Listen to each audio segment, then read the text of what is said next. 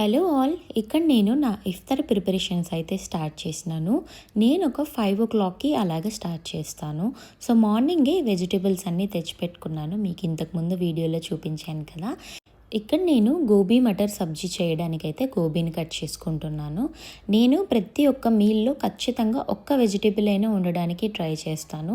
ఒక non veg, ఒక veg curry and carbs ఏదైనా ఉంచుకోవడానికి.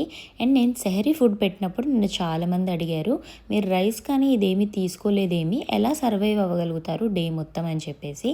సో సెహరీలోకి రైస్ తినడము మ్యాక్సిమం అవాయిడ్ చేస్తాను, ఎందుకంటే సెహరీ అయిపోయాక మళ్ళీ పడుకుంటాం కాబట్టి కొంచెం వెయిట్ పుట్టప్ అయ్యే ఛాన్సెస్ ఉంటుంది. అందుకనైతే నేను రోటీ కానీ ఏదైనా తీసుకోవడానికి ట్రై చేస్తాను, లేకపోతే అదే అయితే ఫుల్ఫిల్ అయిపోతుంది. నాకు ఎక్కువ వెజిటేబుల్స్ తీసుకుంటాం కదా కాబట్టి ఫుల్గా ఉంటుంది.